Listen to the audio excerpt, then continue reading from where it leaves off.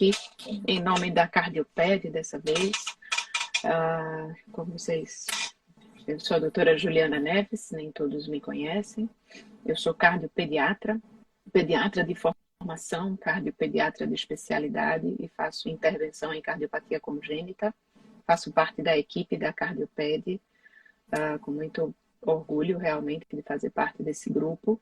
E hoje a gente está aqui para conversar com a doutora Jaqueline Araújo, que é chefe do Departamento de Endocrinologia Pediátrica do Hospital das Clínicas da Universidade Federal de Pernambuco, além de um vasto currículo que ela não me deixou mencionar, mas é um enorme prazer estar aqui com a Jaqueline hoje. Jaque, eu queria, assim, primeiro que você desse o seu boa noite e conversasse com todo mundo para a gente começar, mas eu acho que antes da gente entrar no mérito do doente cardiopata, eu gostaria que você fizesse para a gente uma introduçãozinha sobre déficit de crescimento, sobre quem pode, quem não pode, quem deve e quem não deve usar o hormônio de crescimento, que é o foco dessa live. Mas até antes de chegar no hormônio, quem deve fazer uma avaliação? Qual criança a gente deve acender aquele sinalzinho de alerta? Ó, esse crescimento não está legal, comparando com outras crianças, o pediatra dá esse start. Então, mais uma vez, bem-vinda e a casa é sua, querida. Obrigada, Ju, eu que agradeço, é uma honra esse convite, né? E, enfim, né, a gente aqui juntando conversa com o Endoped, o pessoal aí da Cardioped que nos segue, dá lá uma olhadinha. E o pessoal do Conversa Ped, que não conhece o Cardioped, também dá uma olhada, né? Para conhecer a gente melhor. Então, como a Ju falou, eu sou lá do Hospital das Clínicas, aqui de Recife, em Pernambuco, da Universidade Federal, e coordeno lá um serviço com mais uma equipe muito bacana, né? Que trabalha, né, com muita harmonia e com o objetivo de cuidar muito bem aqui das crianças da gente. E acho que é interessante, né, a Ju, começar aí perguntando quando é que a gente deve se preocupar, né, com a criança em investigar. A gente sabe, se a gente for de maneira resumida aqui, se a gente parar para pensar, as crianças que nascem a termo, elas nascem mais ou menos do mesmo tamanho, né? Então, por que é que um menino, por exemplo, um vai ter 1,85 e o outro vai ter 1,70? Quando é que se estabelece essa diferença? Então, nos primeiros 2 anos de vida, a criança mudar de curva é natural. Ela está em busca da curva da genética dela. Então, por isso é importante a gente saber a altura dos pais, porque às vezes você vê a criança entre 0 a 2 anos caindo de percentil, mas ali ela está somente buscando o seu perfil genético. E aí, se você olha isso com cuidado, você vê que está tudo bem. Claro que se a criança está se distanciando do padrão genético, você já tem que começar a se preocupar. Existe uma certa crença na população que você só deve procurar um endocrinologista por volta dos 7 anos. Eu não sei de onde surgiu isso. A gente ouve isso com frequência. Mas não. Em qualquer momento, se a criança começar a desviar do seu percentil, ou seja, ter uma velocidade de crescimento baixa, essa criança deve ser avaliada com bastante cuidado. Obviamente, a causa mais frequente ela não é a deficiência do hormônio de crescimento, né? Então, ela é até uma causa mais rara, é considerada hoje até uma doença rara, 1 para 3 mil a 4 mil, até 1 para 10 mil. Então, a gente tem uma série de causas de doenças sistêmicas, que a gente chama das variantes da normalidade, que hoje a gente já olha com um olhar não tão normal assim, que é a baixa estatura familiar, o atraso constitucional. Mas eu acho que o grande papel aí do pediatra, primeiro, o papel dos pais, é levar a criança frequentemente ao pediatra. É comum levar até os 2 anos e depois começam a não levar, negligenciar esse acompanhamento. E o crescimento, bem como a curva do peso do crescimento, eles são a tradução da saúde da criança. A curva, ela conversa com a gente, ela nos sugere o que está acontecendo. Então, primeiro os pais têm que ir frequentemente ao pediatra. Claro que depois dos 2 anos, espaçar e aí eventualmente uma vez por ano. E o pediatra tem que estar bastante atento ao saber o que é um crescimento normal e o que não é, e saber situar aquela criança na sua curva. Então, se eu tivesse que escolher aqui um tópico para dizer, a velocidade de crescimento baixa, ela é o grito de alerta de que essa criança precisa ser avaliada. É o que a gente chamaria do achatamento da curva, para todo Isso. mundo ficar Isso a normal. gente tem, Ju, nós usamos e a gente estimula a usar lá no Conversa com o Endopédio. Eu fiz acho que uma série de 2 ou 3 vídeos ensinando a usar o gráfico de velocidade de crescimento. Mesmo. Porque a gente tem os percentis. A criança que cresce abaixo do percentil 10 do gráfico de velocidade de crescimento por 6 meses a um ano é investigação imediata. E a que cresce abaixo do 25 por 2 anos também merece ser investigada. Então, a gente tem muita ferramenta para detectar bem precocemente que essa criança está caindo e para dar diagnóstico de várias doenças de forma bem precoce. A outra pergunta que você colocou, né? E aí, uma vez investigado, quem é a criança que é candidata a usar o hormônio de crescimento, né? Então, em primeiríssimo lugar, a mais antiga aprovação e mais estudada é a deficiência do hormônio de crescimento. Essa é clássica, essa ninguém questiona. Em seguida, veio a aprovação para a síndrome de Turner, né? É uma outra situação que também é subdiagnosticada. E a gente costuma brincar que toda menina, brincar não, é meio que um jargão, toda menina com baixa estatura não identificada deve ser cariotipada. Então a gente tem que pensar, olhar pensando em síndrome de Turner. E aí vieram as outras aprovações. O pequeno para a idade gestacional, que não recupera o seu crescimento até 2 anos, se ele nasceu a termo, ou até 4 anos, se ele nasceu prematuro, ele não vai recuperar mais. Não adianta ficar esperando, não tem essa magia dos 7, 9 anos. Nasceu a termo, pequeno para a idade gestacional, está pequeno aos 2 anos, vai ser pequeno. Não faz mais catch-up. Se foi prematuro e está em recuperação, você pode aguardar até 4 anos. Porque se não tiver mais em recuperação, ele não faz uma linha de subida, depois ele faz linear e sobe de novo, não. Ou ele está subindo, ou ele entra na curva já ali do percentil. E aí depois veio a aprovação para o Prader-Willi, a síndrome de Prader-Willi, que aí não é só a baixa estatura, uma série de questões metabólicas. A síndrome de Nuna, né? 2 síndromes aí que a gente vai comentar hoje, Nuna e Turner.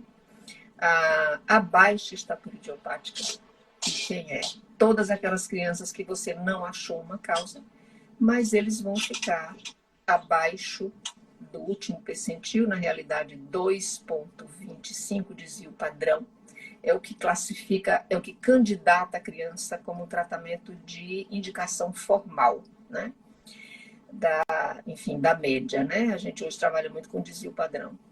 E a haploinsuficiência do gene SHOX, que também já foi, ela saiu da baixa estatura idiopática.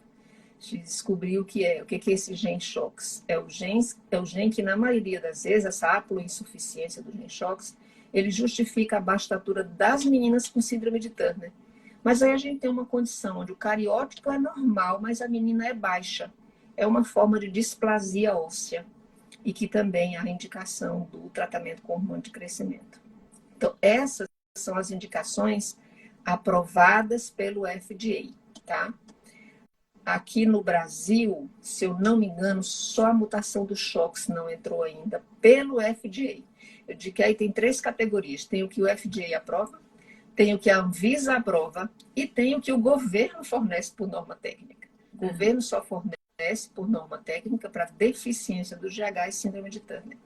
E uma outra condição também, que já é aprovada há bastante tempo, eu acho que foi a 3ª aprovação, é a insuficiência renal crônica.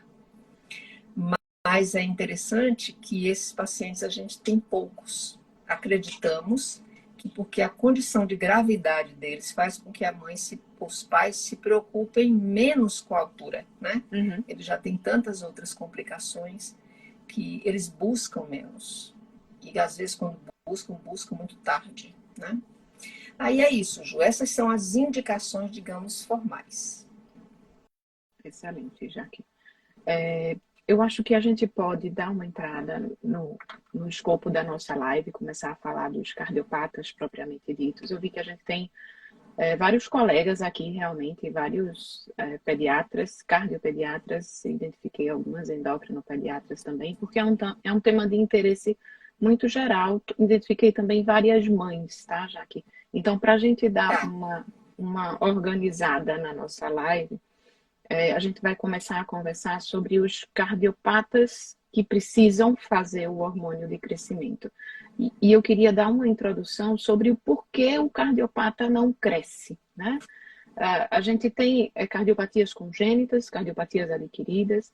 Dentre as cardiopatias congênitas, aquelas que cursam com uma velocidade mais retardada do crescimento, com um atraso desse ganho de estatura com o crescimento, a gente cursa com as cardiopatias de insuficiência cardíaca. Aqui no escopo do congênito são aquelas cardiopatias que cursam com hiperfluxo pulmonar.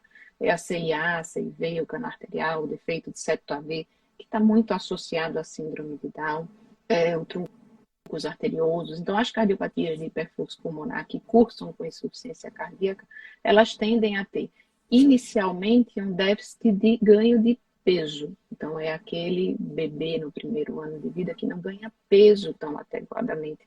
Ele até consegue chegar na altura, mas no peso não. E com a evolução da doença sem o tratamento adequado, ela começa, pelo alto consumo metabólico, a não ter esse ganho de estatura tão adequado. E na sua grande maioria são cardiopatias tratáveis. Então, atualmente a gente trata a cardiopatia congênita, seja por cateterismo, seja por cirurgia, e com o tratamento adequado, a depender do grau de lesão residual, essas crianças a gente vê que elas começam a ter o catch-up, a voltar ao seu canal de crescimento, ao seu canal de ganho de peso também. Essas crianças, eu acredito que saiam desse escopo do hormônio crescimento quando chegam na idade adequada, né, dos famosos ou populares estirões. E um outro tipo de cardiopatia que sempre, essa sim, leva a um déficit de crescimento, realmente estatura, são as que cursam com insuficiência cardíaca por disfunção ventricular, né? E aí a gente tem, talvez o maior exemplo, a miocardiopatia dilatada, e que eu tenho uma insuficiência da bomba cardíaca em dar o débito adequado para o corpo inteiro. Dessa forma, eu não tenho um débito adequado na hipófise. E essa insuficiência hipofisária que leva, por conseguinte, ao déficit do crescimento, ao déficit do hormônio, do hormônio de crescimento, né, do GH. E além das cardiopatias propriamente ditas, como você já comentou, a gente tem as síndromes genéticas, que cursam com cardiopatia e baixa estatura associados. Você citou duas muito importantes, né? A síndrome de Noonan e a síndrome de Turner, que fazem parte do dia a dia de todo cardiopediatra, que cursam com cardiopatias que podem ter graus variados de gravidade, mas que precisam ser acompanhadas. E é nesses dois escopos que eu queria focar a nossa discussão. Vamos começar com as cardiopatias que cursam com síndrome genética, que eu acredito que seja mais a realidade do endócrino pediatra. E depois eu queria entrar um pouquinho nas cardiopatias que cursam com insuficiência cardíaca, principalmente aquelas adquiridas, tá bom? Vamos começar com a síndrome de Noonan? O que você acha? Sim, podemos. De fato, assim, dentre os pacientes com cardiopatia, esses são, enfim, o que se tem mais publicações e mais experiência de dia a dia, estudo pós-marketing e tudo mais, né? A síndrome de Turner já há bem mais tempo, porque foi uma aprovação que veio, né, já há vários anos, e a síndrome de Noonan é uma aprovação mais recente, com algumas ressalvas, né? Só para eu entender, já que para ficar mais claro, a gente tem aprovação pela Anvisa apenas para o Turner. O Não, tem Noonan para os ainda eu dois. não tenho. Tem para Noonan também. Tá. É a mutação dos choques que a Anvisa ainda não incluiu, mas que esses pacientes acabam entrando na bastatura idiopática, na verdade, né? Porque a gente não consegue ter exame genético para detectar essas mutações. Isso é mais em pesquisas. Aqui no Brasil, mais em pesquisas, em grupos de pesquisas. Ok, então vamos lá. Síndrome de Noonan. Tá, bom. Antes até de entrar na síndrome, eu queria aproveitar para te fazer uma pergunta aí do que você falou, né? Que essas crianças com cardiopatia que fazem aí, digamos assim, uma malnutrição, né? Acabam depois caindo também no crescimento. E vocês observam que elas fazem o catch-up mesmo, total, 100% depois de controlado, ou às vezes elas fazem um catch-up parcial e, digamos, ficam abaixo do padrão da família? Eu acho que depende muito, Jaque, do momento cirúrgico. Eu acho que quanto mais tardio você consegue, você opera essa criança e tira ela daquele quadro de insuficiência cardíaca, pior é o desenvolvimento, entendeu? Menos ela vai chegar no padrão familiar. Quando a gente opera ainda no primeiro ano de vida, principalmente aquelas cardiopatias com maior repercussão, habitualmente a gente tem um crescimento adequado dessas crianças, tá? Ou se é uma cardiopatia com menos repercussão, em que você opera eletivamente ali na idade pré-escolar, essas habitualmente a gente não tem déficit de estatura ou não fogem ao canal familiar, não, tá? Agora, se você opera tardiamente essas crianças, se elas ficam muito tempo ali naquele metabolismo acelerado cardíaco, aí a gente às vezes precisa encaminhar para avaliação de baixa estatura, sim. E eu achei assim bastante interessante quando a Ju propôs a gente fazer essa live, né? E ela é bastante motivada, porque o GH ele tem uma ação muito importante no coração. E a gente sabe, inclusive, pacientes que têm deficiência de GH, eles têm redução da massa cardíaca, eles têm um aumento na espessura da íntima média e eles têm disfunção endotelial. Então, eles têm mais risco de fazer algum evento coronariano, né? E o contrário, o paciente que tem a acromegalia, ele faz uma hipertrofia cardíaca concêntrica, que tem 2/3 dos pacientes com uma produção excessiva do hormônio de crescimento. Ou seja, nas duas situações, deficiência ou produção excessiva de GH, há aumento da mortalidade por motivos assim que habitualmente uma insuficiência cardíaca ou infarto ou alguma, então aumenta a mortalidade. Eu ia deixar para entrar nisso quando a gente fosse falar de insuficiência cardíaca, mas em adultos, inclusive, o GH vem sendo proposto e cada vez mais como terapia para insuficiência cardíaca.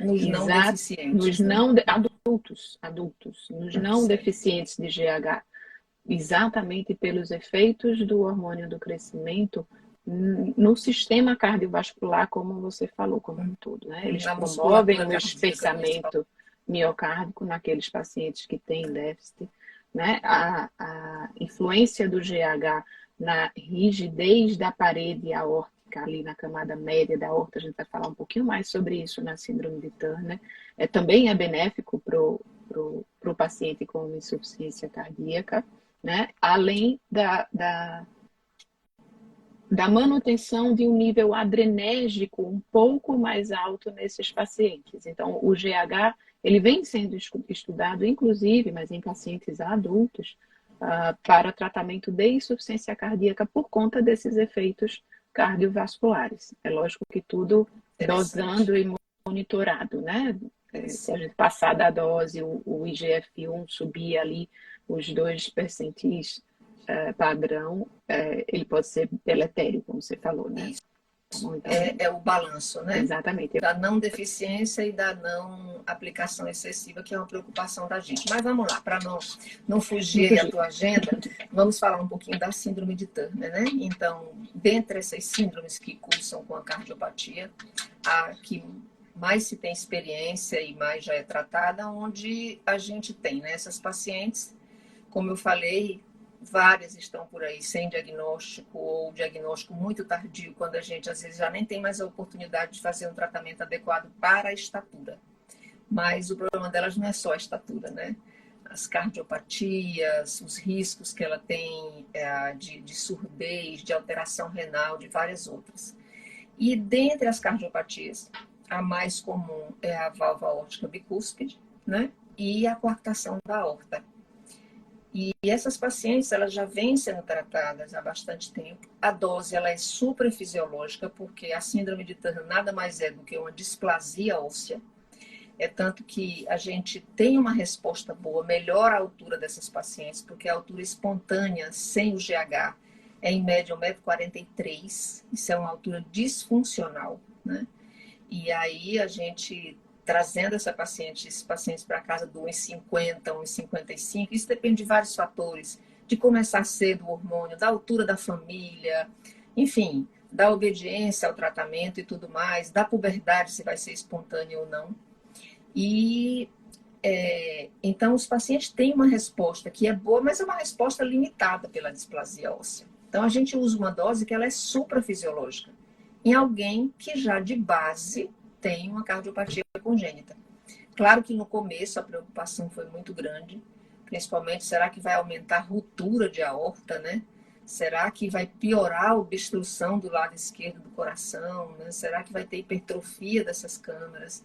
Mas os estudos foram acontecendo e principalmente os estudos pós-marketing, né?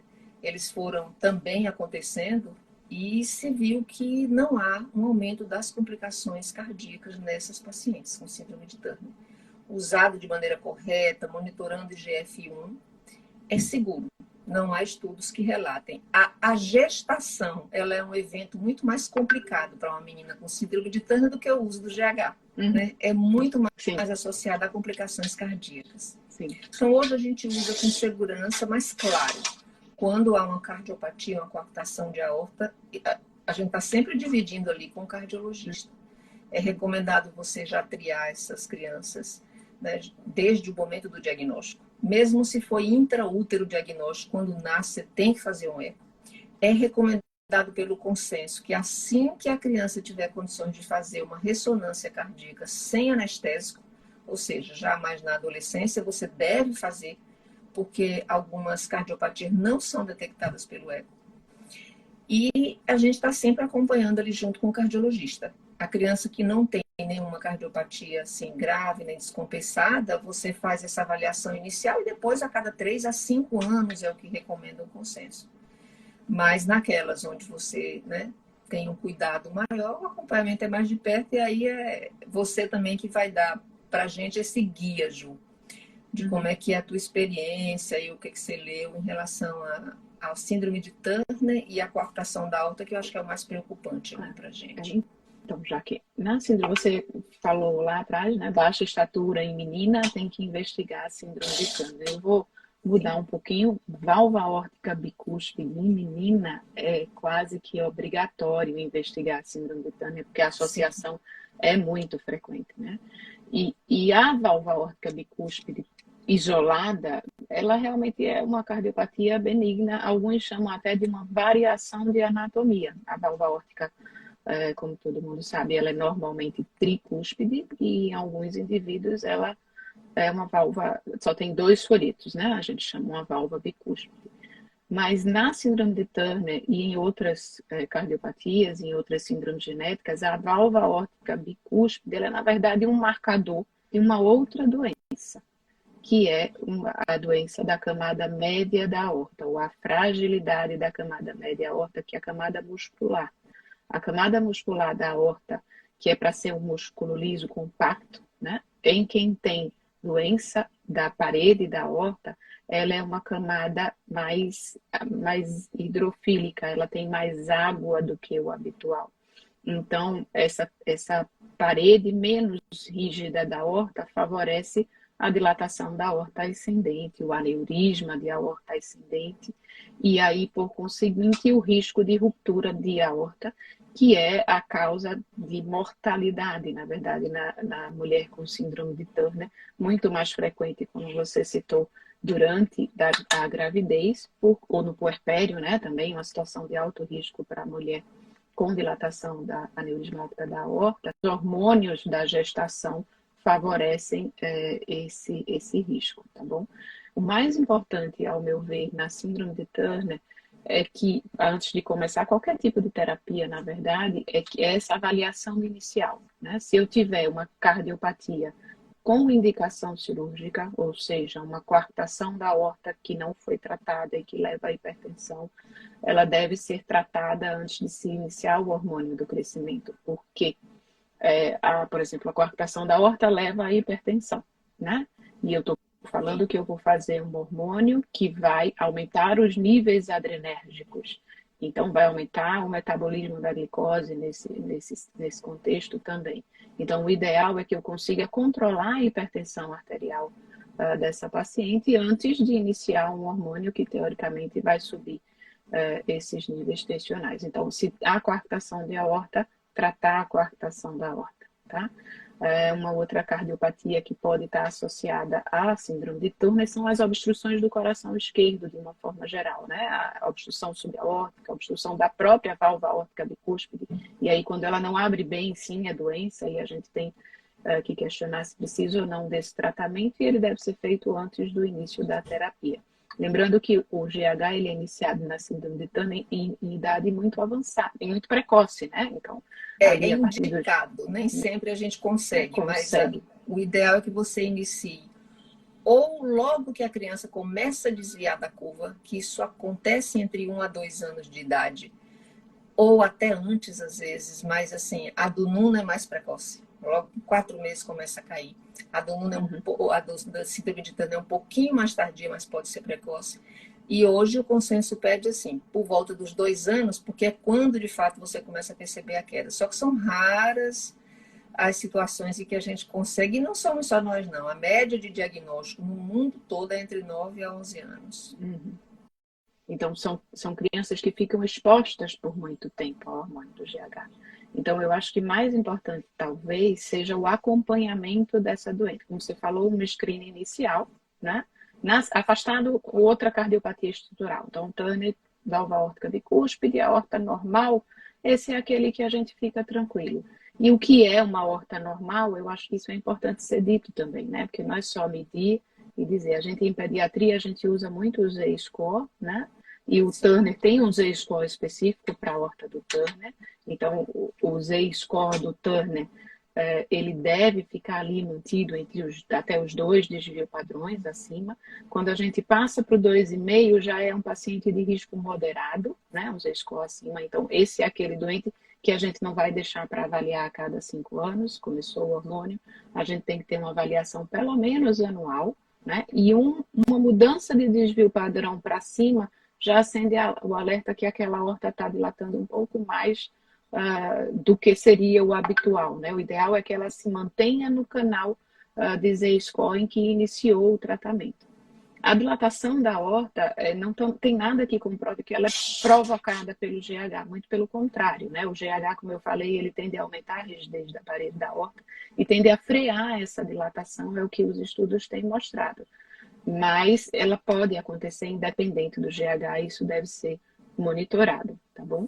Na criança que cresce, o adolescente, a gente já perde um pouquinho o uso do Z-score nesses pacientes e a gente passa a usar uma relação com a superfície corpórea. Eu tenho muito cuidado com superfície corpórea, principalmente em pacientes de baixa estatura, que tendem a ter um pezinho um pouquinho maior, então a gente meio que tem que avaliar com a superfície corpórea com muito critério clínico, tá?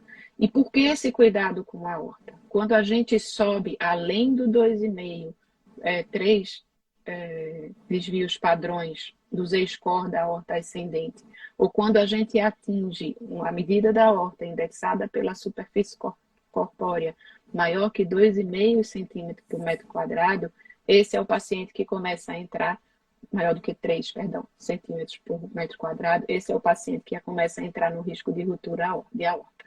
Então, esse é o doente que a gente precisa monitorar mais de perto, às vezes a cada 6 meses, para ir avaliando esse crescimento da aorta, tá, Jaque? Então, assim, não é que o crescimento da aorta ele seja secundário a um hormônio de crescimento, acredita-se que ele aconteceria independente, né? A evolução da doença da paciente com síndrome de Turner. Mas essa monitorização ela deve ser feita mais de perto, sem dúvida alguma, pelo risco de um evento adverso grave, que seria a ruptura aórtica. Tá? Isso acontece ao longo da vida da doente com síndrome de Turner. Né? É muito raro a gente ver uma dilatação de aorta ascendente numa criança com síndrome de Turner. É extremamente raro. Mas ao longo da vida a gente sabe que essa progressão vai acontecer. Uma gestação, como você falou, acelera bastante esse crescimento. Isso deve ser monitorado até para que se aconselhe essas crianças. E aí eu acho que é assim, importante isso que você frisou, né? O ao longo da vida. No passado se tinha esse conceito de que você fazia aquela avaliação inicial. Não tem cardiopatia? Não tem.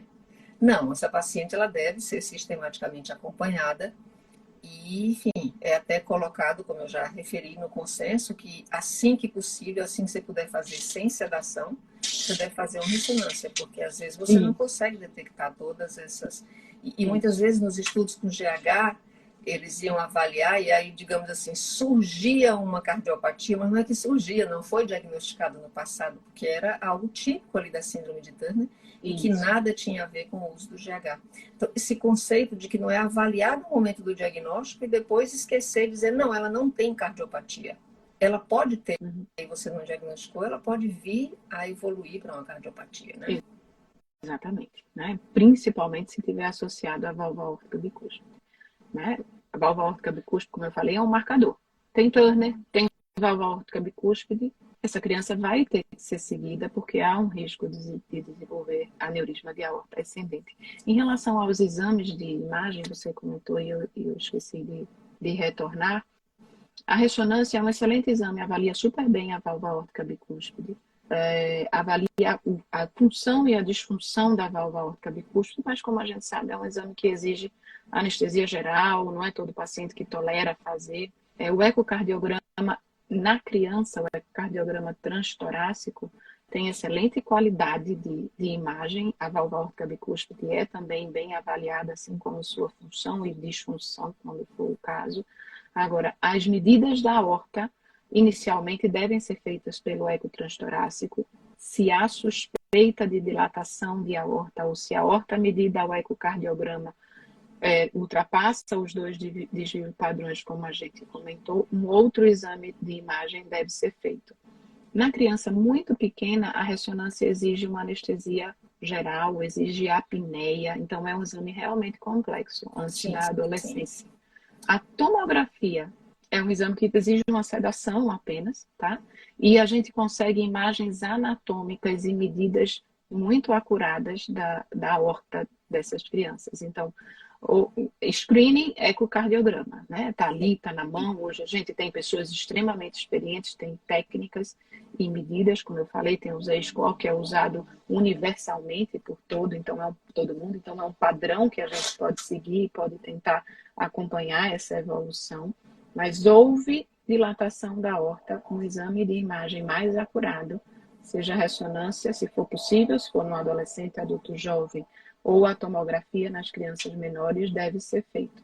Mas mais importante do que um exame isolado, como a gente já citou aqui, é o acompanhamento, é o desenvolvimento dessa aorta, né? A gente vai acompanhar anualmente, na grande maioria dos pacientes que já tem dilatação, tem que ser anualmente, e a gente vai acompanhar o desvio padrão dessa aorta. Se ela sobe um desvio padrão, acende um sinal amarelo e a gente vai precisar avaliar se há ou não indicação cirúrgica. Hoje a gente sabe que tem medicações que podem frear o desenvolvimento dessa dilatação de aorta, e elas se limitam basicamente ao controle rigoroso da pressão. São pacientes que têm tendência à hipertensão, como a gente comentou.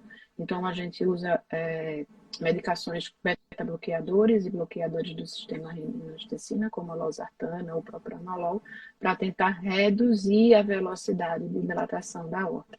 Tudo isso deve ser avaliado num contínuo, né, e em associação com o controle da dose do hormônio de crescimento, para que a gente, como a gente já comentou, não ultrapasse as doses terapêuticas. Sim.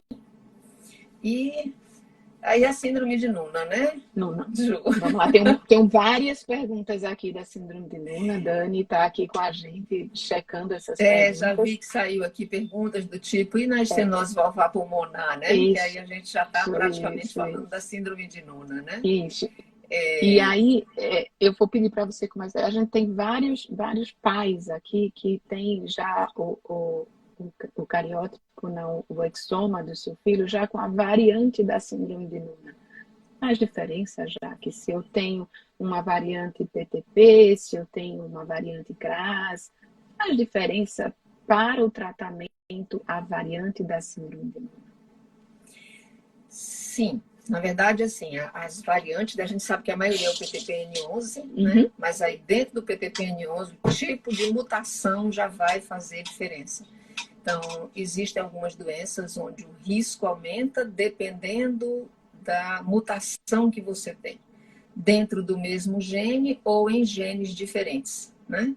Então, se você tem... Hoje já existem até artigos que mostram, né? Quadro clínico associado, é mais provável ser essa ou aquela mutação pelo quadro clínico que o paciente tem. E, inclusive, algumas das mutações a gente já pode prever se o paciente vai ter uma melhor resposta ou não ao tratamento com hormônio de crescimento. E em alguns deles, até por um risco um pouco maior de neoplasia, ou postergar o início do GH para após 4 anos, porque o risco maior de algumas de leucemia ou de algumas neoplasias é abaixo dos 4 anos, e por segurança você postergar, ou alguns grupos até contraindicam nessas crianças. Então, na síndrome de Noonan há uma certa controvérsia, tanto quando a gente fala do aumento de algumas doenças em determinados, né? Não estou aqui querendo assustar os pais, é um grupo mais específico, com uma determinada mutação ali do PTPN11, que tem mais risco de desenvolver aí doenças malignas. E aí se tem mais esse cuidado, bem como também em relação às cardiopatias do Noonan, né? Há essa controvérsia, há quem contraindique quando há uma miocardiopatia hipertrófica, alguns grupos contraindicam o uso do GH. Nesse sentido, eu acho que vale a pena a gente falar. A pergunta que tem aqui é sobre estenose pulmonar valvar, que é uma cardiopatia muito frequente no Noonan, né? A válvula pulmonar é uma das... No Turner a gente falou muito de válvula aórtica, agora no Noonan a gente vai falar muito mais da válvula pulmonar, né? A estenose pulmonar do Noonan, ela caracteristicamente, ela não é exclusiva da válvula pulmonar, mas só aquele folheto que é mais espessado e que abre pouco.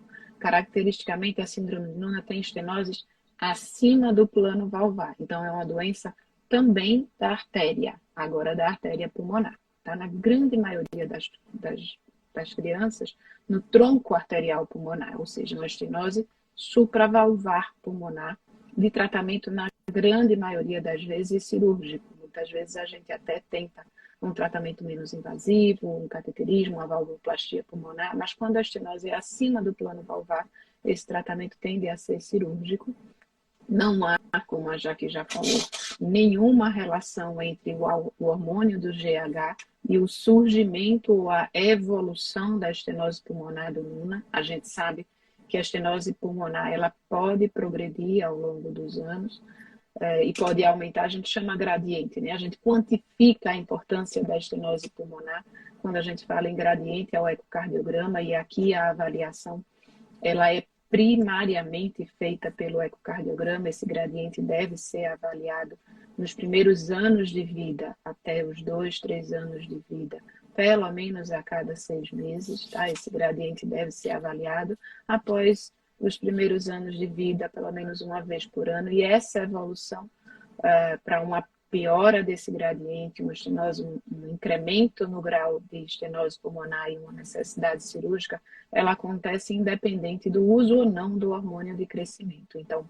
não é o início da terapia que vai favorecer um aumento da estenose pulmonar. Uma cardiopatia que é de muita preocupação quando se começa, ou se foi no passado, né, já que na verdade de muita preocupação quando se fazia hormônio de crescimento no Noonan, é a miocardiopatia hipertrófica. O Noonan, caracteristicamente, tem miocardiopatia hipertrófica no gradil de cardiopatias da síndrome, tá? A miocardiopatia hipertrófica, para quem os não médicos que estão aqui, é caracterizada por um espessamento do músculo do coração. Então, é como se fosse um coração que faz musculação sempre, o que nasce mais grosso, tá bom? Então, eu tenho um espessamento desse músculo cardíaco, e a gente já avisou aqui, né, que um dos efeitos do GH é esse espessamento miocárdico. Então, lá atrás, quando se começou a terapia do Noonan, se teve muita preocupação. Se você for pegar artigos ali do início da década de 90, você vai ver que alguns artigos, eles contraindicavam o hormônio do crescimento para quem tinha miocardiopatia hipertrófica. E aí, com o desenvolvimento, o maior uso do hormônio de crescimento nesses pacientes, se viu que não, né? Não há um incremento no grau de obstrução, ou mesmo no espessamento do miocárdio dos pacientes com síndrome de Noonan que fazem terapia. Hoje já tem vários artigos de literatura, alguns inclusive randomizados e super bem controlados, em que se tem doentes com Noonan que fazem terapia e que não fazem terapia, e não há uma diferença no grau de evolução da miocardiopatia hipertrófica nesses pacientes. Então, isso dá para a gente uma tranquilidade de que, sim, o doente com miocardiopatia hipertrófica, ele pode fazer o hormônio de crescimento, e a gente volta àquele questionamento. Se é um doente que precisa de tratamento de sua cardiopatia, esse tratamento deve ser feito antes do início da terapia. Né? Não é que a gente contraindique a terapia, mas se é uma miocardiopatia hipertrófica obstrutiva, que é aquela que é deletéria ao músculo cardíaco, é aquela, se eu tenho um coração que já é forte, que está trabalhando contra uma obstrução, ele vai ficar mais forte, ele vai ficar mais espesso, não por conta do hormônio, mas ele está trabalhando contra uma obstrução e é um músculo, então vai hipertrofiar. Então, se é uma miocardiopatia hipertrófica com indicação de tratamento, ele deve ser feito antes do início da terapia com o GH. E aí, quando a gente não tem mais obstrução, o músculo segue espesso, mas não é o GH que vai fazer esse músculo deteriorar. Tá? Eu vou só... É raro, mas acontece, tá? Na miocardiopatia hipertrófica, a gente pode ter insuficiência da válvula mitral, que é a válvula que joga o sangue nesse ventrículo. E aí é um outro, porém, esses pacientes, sim, devem ser seguidos muito mais de perto, porque pode haver uma piora da disfunção da válvula mitral e mecanismo ainda incerto após o início da terapia com o GH. Tá? Então, os doentes que têm miocardiopatia hipertrófica associada à disfunção da válvula mitral não é uma contraindicação formal, mas esses doentes devem sim fazer avaliações e reacessar a sua evolução da doença de uma forma bem mais frequente. De guideline, a gente não tem guideline nesse sentido, mas a recomendação é que seja feita uma avaliação com um ecocardiograma a cada 3 meses após o início da terapia, se há doença da válvula mitral associada. Se não há, é a miocardiopatia hipertrófica ou já tratado, que não tem indicação de tratamento, esse doente deve ser reavaliado a cada 6 meses ou 1 ano, a depender do grau de hipertrofia, tá? Mas...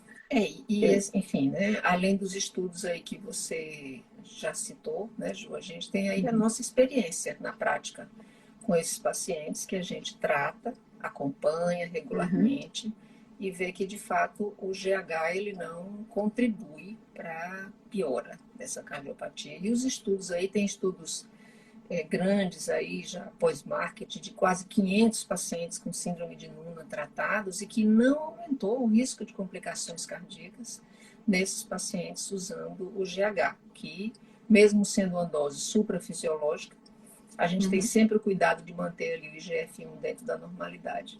E complementando aí o que você falou, né, de maneira geral, acho que todo paciente, a doença de base dele deve estar bem compensada para que o hormônio do crescimento tenha a oportunidade de fazer o seu efeito ao que ele é proposto, né? De poder aí converter os nutrientes em crescimento, né? E fazer a sua ação direta ali no osso, na placa de crescimento, e que a criança possa ter uma resposta boa. Exato. A gente tem uma pergunta aqui, Jaque, se o Noonan, por conta do risco de doença maligna que você comentou, se o Noonan ele tem mais probabilidade de ter doença maligna e se o GH colabora com isso. Eu vi quando essa pergunta passou. E aí eu vou frisar mais uma vez, para, né, os pais não ficarem aí. Então, existe um grupo específico que se sabe, daí por que se demorou tanto a aprovar para o Noonan, para se ter mais estudos de segurança. Então, foi se buscar que tipo de mutação específica ela leva a um maior risco de alguma doença maligna. E aí se viu que existem tipos específicos quando você faz ou um painel para as rasopatias, ou um painel para Nuna, ou um exoma, você vai detectar o tipo. E a recomendação geral é não contraindicar. É esperar para iniciar após os 4 anos de idade, porque o risco maior é abaixo dos 4 anos. Mas isso não é em todo paciente com síndrome de Nuna. É naquele que tem aquela mutação específica que é mais frequente. Existe ainda um certo questionamento, alguns grupos não se sentem ainda tão confortáveis de indicar e preferem nesse pequeno grupo não fazer, né? Mas de maneira geral, todo mundo concorda, assim, de uma maneira geral, que os estudos já nos deixam mais confortáveis para vigiar. A história do GH, né? Se pode ou não pode aumentar o risco de câncer. A gente busca segurança quando a gente está tratando um paciente desse. Hoje a gente já tem segurança de saber que em crianças que não têm nenhum outro risco de doenças malignas, o hormônio do crescimento ele não gera nenhum tipo de câncer. Nas pessoas que já têm algum tipo, existe um ponto de interrogação, não se tem estudos suficientes. Mas você não pode afirmar que o hormônio do crescimento aumenta o risco de câncer. Cada vez mais a gente vai observando que não. Um grupo que é bastante estudado, qual é o grupo que tem maior risco de ter câncer? É aquele que já teve um. Então, essas crianças que já tiveram um câncer, elas são de altíssimo risco para desenvolver uma segunda neoplasia. E este grupo, não há contraindicação de tratar. Muitos deles desenvolvem deficiência do hormônio de crescimento, ou pela radioterapia, ou pela própria doença, por uma série de questões. O que você vai fazer é aguardar 2 anos da remissão da doença para daí indicar, tá? Mas ainda há uma pequena interrogação, porque alguns estudos com um número menor de pacientes mostraram um risco um pouquinho maior de quem já teve um câncer ter um segundo em quem usou GH do que em quem não usou GH. Mas a recomendação é não contraindicar, porque não há evidência forte de que aumenta, né? A analogia, Joela, é a mesma do GH, né? Na acromegalia, existe um aumento de risco de tumor de intestino e de alguns outros tumores. A mesma coisa se eu disser aqui. Na acromegalia, fabricação excessiva de GH, existe maior risco de uma hipertrofia cardíaca concêntrica. Mas no paciente que já tem uma miocardiopatia hipertrófica como Nuna, não aumentou o risco. Então, pode não ter relação de causa, não é? Então, é muito mais o cuidado que a gente tem de indicar com aquela segurança baseada no que a gente já tem evidência científica. Mas, de forma nenhuma, não há contraindicação em nenhum estudo afirmando que aumenta o risco da segunda neoplasia ou aumenta o risco de alguma neoplasia em quem já tem mais tendência a ter. É só o cuidado, obviamente vai se discutir com os pais. Nós temos aí 30 e tanto, perto de 40 anos de uso de GH. As crianças que usaram lá no início, hoje são adultos, são acompanhados sistematicamente para tudo, para todas as doenças, e comparados com a população geral, né? Mas esses pacientes não chegaram ainda aos 70, 80. Acredita-se que não há aumento de risco de neoplasia, porque o que é que os estatísticos dizem? O número de pessoas ao redor do mundo tratadas com GH é tão grande que se tivesse que ter um risco maior de neoplasia, já teria aparecido. Não precisaria se esperar até os 70, 80 anos. Mas a gente deixa isso claro para a família. E se a família optar por não querer fazer o hormônio de crescimento, a gente vai entender, sem dúvida nenhuma. Isso é uma conversa, não há uma obrigatoriedade. Né? Não é uma insuficiência cardíaca que a doutora Juliana tem que intervir. Né? E eu digo até, não é uma deficiência do hormônio de crescimento, que com o tempo vai aumentar até o risco de você ter um infarto na vida adulta se você não fizer a reposição adequada do hormônio. Eu estou tratando, não é a cardiopatia do Nuna, não estou tratando outras complicações, eu estou querendo melhorar a altura final, na verdade. Exatamente. E se vou fazer um relato pessoal, tá bom? Já que me permita, por favor, para tranquilizar as mães que estão aqui. A minha filha faz tratamento com a doutora Jaqueline com hormônio de crescimento já há 3 anos.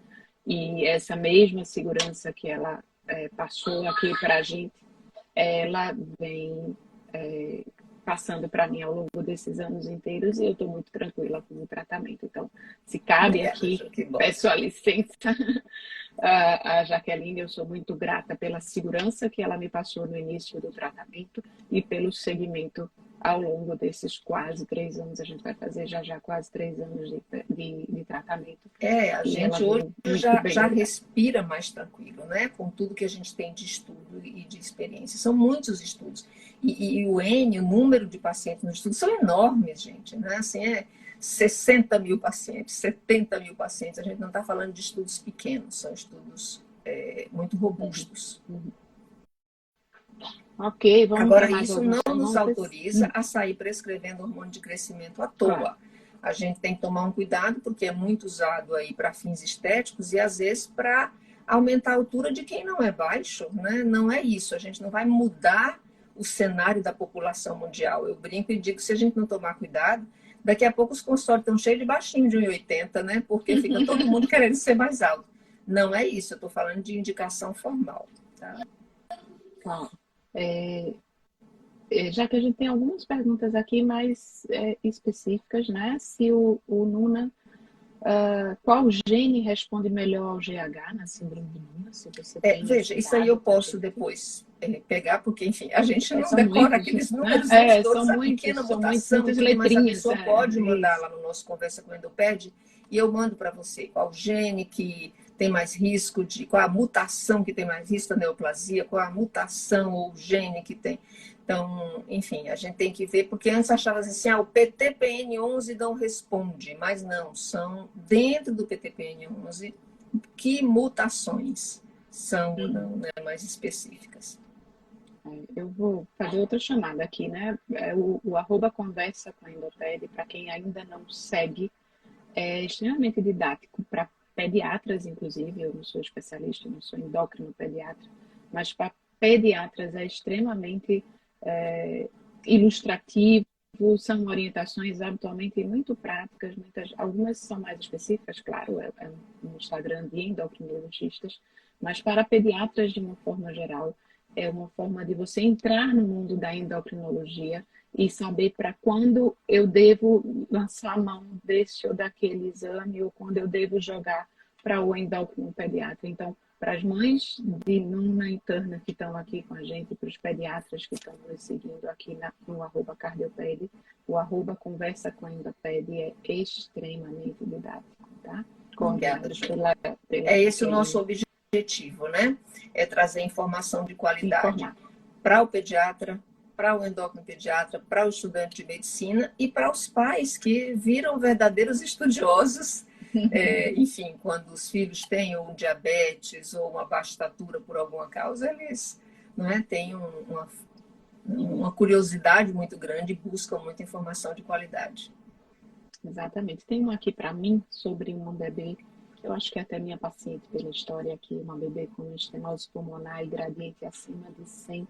A gente vai fazer um cateterismo em breve. O gradiente, ele mede nada mais, nada menos que a diferença entre o ventrículo direito e a artéria pulmonar. O ventrículo direito é a bomba e a artéria pulmonar para onde a gente está mandando aquele sangue.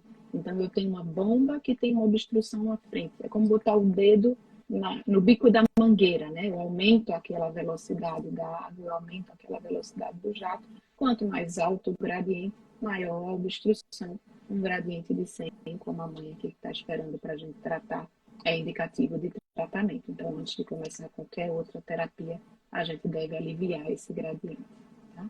Já que acho que era isso, a gente conversou um pouquinho sobre tudo que a gente se propôs, né? Na insuficiência cardíaca, vou só fazer um porém aqui, no doente com insuficiência cardíaca na faixa etária pediátrica. Lembra que eu falei que um adulto GH já é proposto, inclusive, como tratamento para miocardiopatia dilatada. Mas na faixa etária pediátrica, isso ainda não é uma verdade, inclusive com relatos de piora da função cardíaca após o início da terapia, tá? Então, como eu falei lá atrás, que pode ser usado no tratamento, eu vou ressaltar aqui que é em doentes adultos, tá? Doentes com miocardiopatia dilatada na faixa etária pediátrica, o hormônio do GH, ele deve ser usado quando é usado a deficiência de estatura na insuficiência cardíaca, a causa base é a insuficiência cardíaca, a gente deve pensar em, ao invés de usar o GH, tratar a insuficiência cardíaca. Tem alguns relatos de literatura, apenas relatos de caso, não são estudos robustos, que mostram uma piora da função ventricular após o início do GH nesse cenário e uma melhora da velocidade, um catch-up após um transplante cardíaco, por exemplo, quando você tira a insuficiência cardíaca da criança. Então, o que eu falei em relação ao tratamento para insuficiência cardíaca com GH é nos adultos. Tá bom? Já que eu vou deixar você fazer seus comentários finais agora e a gente encerra. Eu queria agradecer e parabenizar a Ju aí pela ideia, né, da gente fazer essa live, que eu acho que assim, é extremamente importante para o colega pediatra saber, né, quando que eu devo pensar em encaminhar para o cardiopediatra, com que frequência, né, para a gente se situar um pouco mais aí nesse mundo da cardiologia. E para te dizer, Ju, que eu acho que você vai ter uma colega. Essa semana minha filha estudou sistema cardiovascular na escola, e eu fui explicar para ela e ela brilhava os olhinhos. Mamãe, isso aqui é muito lindo. Eu digo, você não viu o sistema endócrino ainda, você vai ver ainda, que ainda não foi. Mas é muito lindo mesmo. E aí eu disse, puxa, eu acho que a Ju vai ganhar uma colega. Vamos lá, estimulo demais, vamos em frente.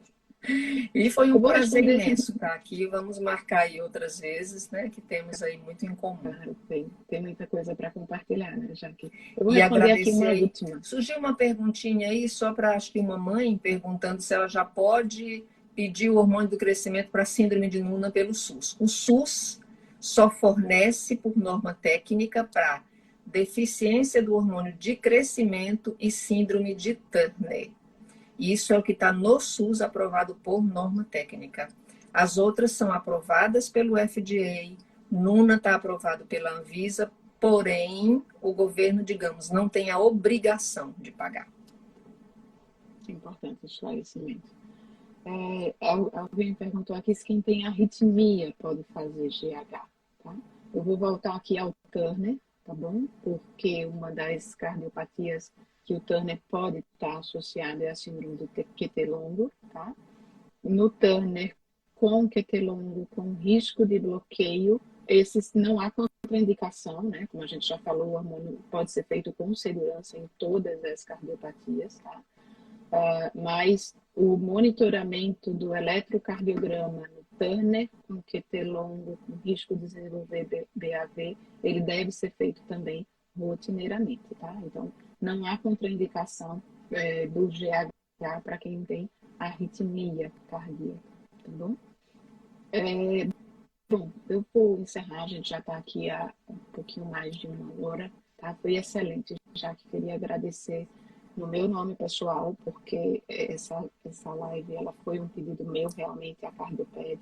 Queria agradecer à Cardioped a oportunidade de trazer esse tema aqui, que vem se tornando um tema cada vez mais frequente na nossa prática diária, e nada melhor do que esclarecer isso com a nossa maior representante da endocrinologia aqui em Recife, no Brasil, né, Jaque? Então, eu queria muito agradecer a presença de todos. A gente teve uma plateia boa desde o início da live, todo mundo aqui junto com a gente, entre, como eu já falei, mães, pediatras, cardiopediatras e endocrinopediatras.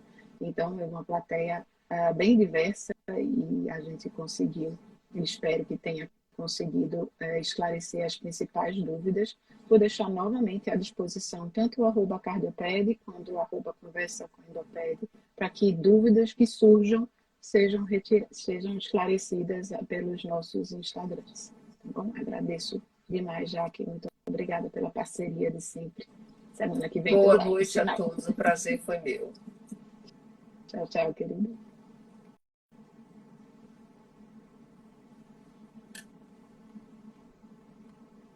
Só não sei encerrar, viu? Mas Dani vai me ajudar aqui, tenho certeza. Acho que você pode só sair, Jaque. Tchau, tchau, gente.